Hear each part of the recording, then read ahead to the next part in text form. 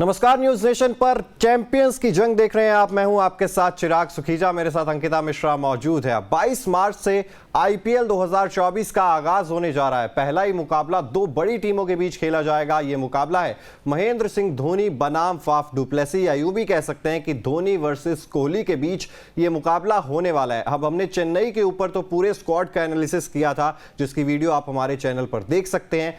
इस live session में बात करेंगे यहां पर आरसीबी के स्क्वाड की कि क्या कुछ देखने को मिल सकता है, आरसीबी का स्क्वाड किस तरीके का है, क्या स्ट्रेंथ है, क्या वीकनेस है, अपॉर्चुनिटीज क्या हैं और थ्रेट्स क्या है यहां पर आरसीबी के लिए। क्या 17वें सीजन में आरसीबी पहली ट्रॉफी जीत पाएगी, यह सबसे बड़ा सवाल है। लेकिन उसी बीच कुछ ऐसे पक्ष भी हैं जहां पर चिंता बढ़ी हुई है रॉयल चैलेंजर्स बेंगलोर की। अंकिता, सबसे पहले तो विराट का सपना पूरा होगा क्या? 16 साल के बाद पूरा होने वाला है। देखिए, उम्मीदों पर तो चिराग दुनिया कायम है और उम्मीद फिर आरसीबी की बात आती सारे उम्मीद की बात करने लग जाते हैं। बाकी टीमें कहते हैं नहीं, आप तो 16 साल से उम्मीद कर रहे हैं और इंतजार कर रहे हैं। शायद इसीलिए फैंस का प्यार है। हमने देखा है कि भले आरसीबी ने ट्रॉफी नहीं जीता, लेकिन दिल जीता है हर बार। और वो दिल इसलिए भी जीता है क्योंकि विराट कोहली जब भी मैदान पर उतरते हैं, वो नजारा देखिए, आप ग्राउंड का नजारा देखिए, जो फैंस वहां पर रहते हैं इंतजार में रहते हैं कि शायद ये ट्रॉफी फिर से उनके नाम आएगी। और देखिए, कुछ भी कहा जा सकता है। आईपीएल जो है वो हमने देखा है कि ना कई बार उतार चढ़ाव हुए हैं, चाहे वो मैच फाइनल मैच हो या फिर क्वालिफायर मैच हो। वहां पर हमने देखा है कि कई दफा जो टीमें नहीं पहुंचती हैं वहां पे उम्मीदें उनके साथ भी रहती है, लेकिन जब आरसीबी की टीम आती है आईपीएल में, उम्मीद फिर से जगती है कि शायद इस बार ट्रॉफी उनके नाम हो जाए। अब यहाँ पे निगाहें टिकी होंगी क्योंकि विराट कोहली पर फैंस सोच रहे होंगे यार एक ट्रॉफी तो मिलनी चाहिए, बनती है यार एक ट्रॉफी। और मतलब अगर मैं साधारण भाषा में एक लाइन में बताऊं अंकिता की बात, तो बात यह है कि 16 बार हमने दिल जीता है, ट्रॉफी एक बार भी नहीं जीती है। तो आरसीबी के लिए एक बार फिर से सपना क्या विराट कोहली का पूरा होने वाला है? सबसे पहले तो आपको पूरा स्क्वाड दिखा देते हैं। आरसीबी की टीम में है क्या कुछ, कौन से खिलाड़ी हैं जो आपको खेलते हुए नजर आ सकते हैं? एक बार पूरे स्क्वाड पर भी नजर डालेंगे आरसीबी के। ये पूरा स्क्वाड है। फाफ डुप्लेसी कप्तान है इस टीम के, Glenn Maxwell, Virat Kohli, Rajat Patidar, Anuj Rawat, Dinesh Karthik, Suyash Prabhudessai, Will Jacks, Mahipal Lomror, Karan Sharma, Manoj वहां पर मौजूद है, मयंक डागर जिन्हें ट्रेड किया था, Vijay Kumar Vyshak, Akashdeep, Siraj, Reece Topley, Himanshu Sharma, Rajan Kumar, Cameron Green, Alzarri Joseph, Yash Dayal, Tom Curran, Lockie Ferguson, Swapnil Singh और सौरव चौहान इस स्क्वाड में मौजूद हैं। तो ये पूरा आरसीबी का स्क्वाड है, जो इनमें से ही आपको 11 खिलाड़ी पिक करने होंगे खिलाने के लिए, जिसमें से 4 ओवरसीज खिलाड़ी होंगे यानी कि विदेशी खिलाड़ी होंगे, और एक अनकैप्ड खिलाड़ी को भी यहां पर खिलाना जरूरी होता है। अब आरसीबी के पास स्पिन ऑप्शंस जो हैं वो कहीं ना कहीं काफी ज्यादा कम नजर आ रहे हैं। हसरंगा को रिलीज कर दिया इस ऑक्शन से पहले, अब हसरंगा भी आपके पास नहीं है। ऐसे में स्पिन ऑप्शंस आपके पास क्या बचते हैं? क्या सारा दारोमदार करण शर्मा पर जाएगा या अनुभवी ग्लेन मैक्सवेल पर भी उम्मीदें टिकी होंगी स्पिन डिपार्टमेंट की भी? लेकिन सबसे पहले पिछले सीजन का हाल जान लेते हैं कि पिछले सीजन आरसीबी का प्रदर्शन कैसा रहा था। ग्राफिक्स के जरिए हम आपको दिखाएंगे कि पिछले सीजन में आरसीबी ने कैसा प्रदर्शन किया था। 14 में से 7 मैचेस टीम जीतने में कामयाब हुई थी, प्लेऑफ के लिए क्वालिफाई नहीं किया था। पॉइंट्स टेबल में छठे पायदान पर आरसीबी की टीम रही थी और वहां पर सपना काफी देर पहले ही टूट गया था। फाफ डुप्लेसी ने 14 मैच में 730 रन बनाए थे। कमाल की बल्लेबाजी फाफ डुप्लेसी ने की थी। विराट कोहली के बल्ले से 639 रन देखने को मिले थे। विराट कोहली ने भी 14 मैचेस में कमाल की बल्लेबाजी की थी। यही दोनों खिलाड़ियों पर दारोमदार रहता है। मोहम्मद सिराज ने 14 मैचेस में 19 विकेट चटकाए थे, वो आरसीबी की तरफ से हाईएस्ट विकेट टेकर रहे थे। तो ये कुछ पिछले सीजन का हाल था। इस सीजन क्या इससे बेहतर की उम्मीद की जा सकती है अंकिता? बिल्कुल, क्योंकि हमने देखा है ना कि स्क्वाड में हसरंगा नहीं है, और हसरंगा का ना होना कहीं ना कहीं स्पिन डिपार्टमेंट की अगर बात करूं तो वहां पर ग्लेन मैक्सवेल, करण शर्मा पर दारोमदार होगा। लेकिन जब हम बात करते हैं ना उनकी कॉम्बिनेशन की टीम, कॉम्बिनेशन की चिराग, तो हमें लगता है कि कहीं ना कहीं गेंदबाजी कमतर नजर आती है आरसीबी की। और बैट्समैन तो बड़े बड़े नाम है, फाफ डुप्लेसिस है, ग्लेन मैक्सवेल है, विराट कोहली जो कि एक बड़ा नाम है, और बार बार उम्मीदें रहती है कि इस बार जो है कप उनके नाम आएगा। और इस बार भी फैंस जो है वो निगाहें टिकाए रहेंगे। पहला मैच जो है वो चेन्नई बनाम आरसीबी के बीच में है और इस मैच को जीतने के लिए पूरा दमखम लगाएगी आरसीबी की टीम। वहीं अगर चेन्नई की बात करूं तो चेन्नई भी कम नहीं है। सबसे अच्छा स्क्वाड अगर देखा जाए चिराग तो मेरे हिसाब से चेन्नई का ही रहा है। आरसीबी हर बार हम कहते हैं ना कि कुछ ना कुछ ऐसा फेरबदल करती है जिसकी वजह से उनकी गेंदबाजी कहीं ना कहीं कमतर नजर आती है। और हम जब मिडिल ऑर्डर की बात करते हैं चिराग, तो वहां पर ग्लेन मैक्सवेल के अलावा कोई ऐसा बैट्समैन नजर नहीं आता जो कि पारी को एक अंतिम छोड़ दे, और एक रन जो हम बात करते हैं रन कहीं ना कहीं कमतर पड़ जाते हैं। तो वहां पर ग्लेन मैक्सवेल के साथ साथ कोई ऐसा अनुभवी बल्लेबाज नजर नहीं आता है।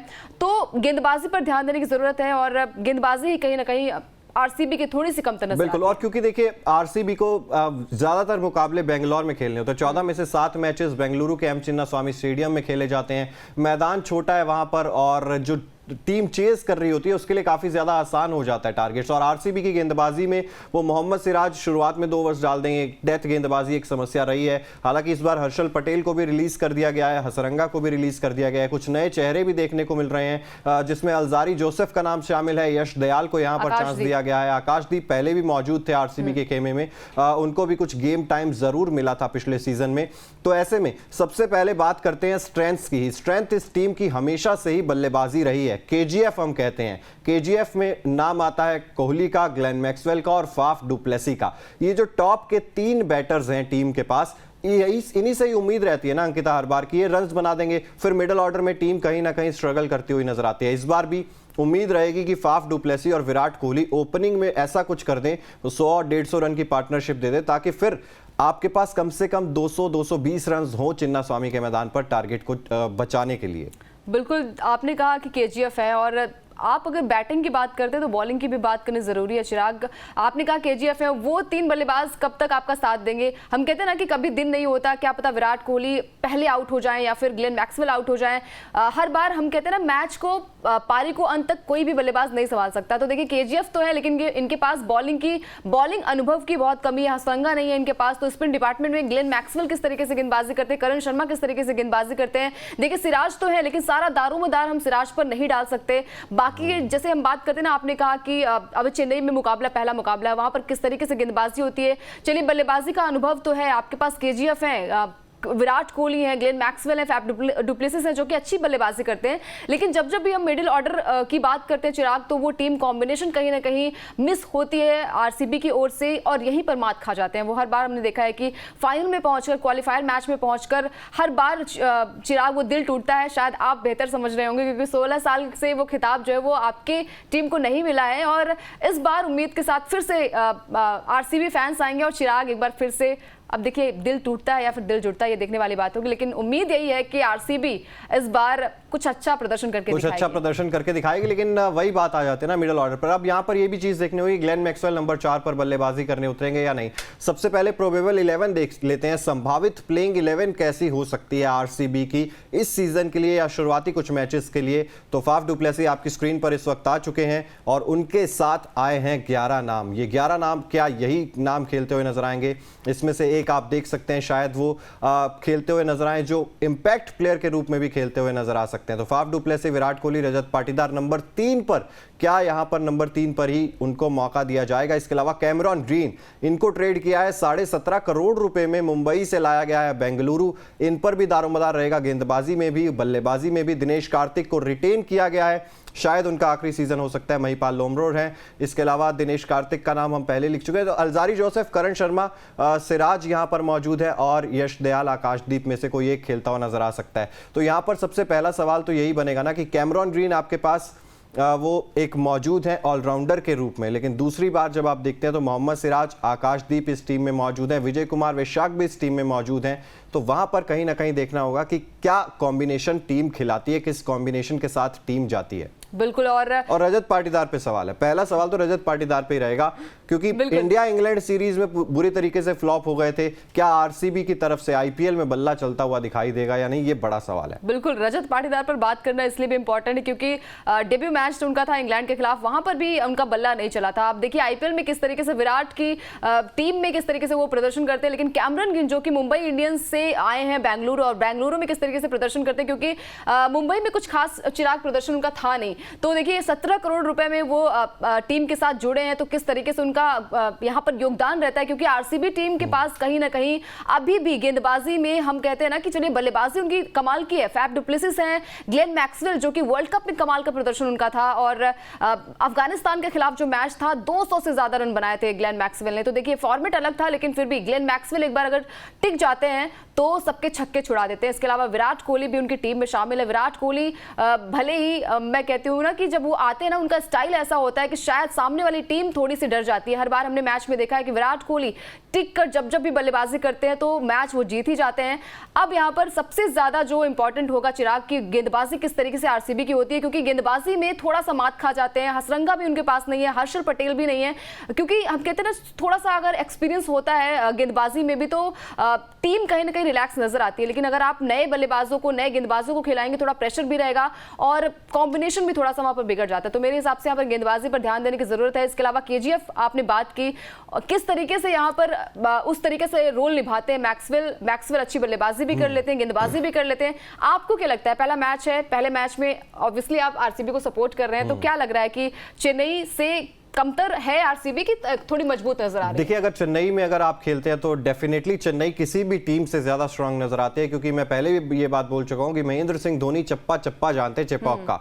वो आंख बंद करके भी अगर वहां पर उतरेंगे तो बता देंगे किस ओवर में किस गेंदबाज से गेंदबाजी करवानी है, कब किस लाइन लेंथ पे गेंदबाजी डलवानी है। तो महेंद्र सिंह धोनी के गढ़ में उनको हराना ये काफी बड़ा चैलेंज होने वाला है। लेकिन आरसीबी ने ऑक्शन में देखिए, वो गए थे पैट कमिंस के पीछे, बहुत देर तक भागे थे, 24 करोड़ रुपए उनके पास पर्स बचा हुआ था समथिंग इसी के आसपास, और शायद वो 17-18 करोड़ तक पैट कमिंस के पीछे लगे रहे थे। लेकिन ये चीज देखनी होगी कि पैट कमिंस जब उन्हें नहीं मिले तो उसके बाद अगला ऑप्शन उनके पास क्या था। मिचेल स्टार्क के पीछे नहीं भागी आरसीबी की टीम, गई है वहां पर अल्जारी जोसेफ के पास।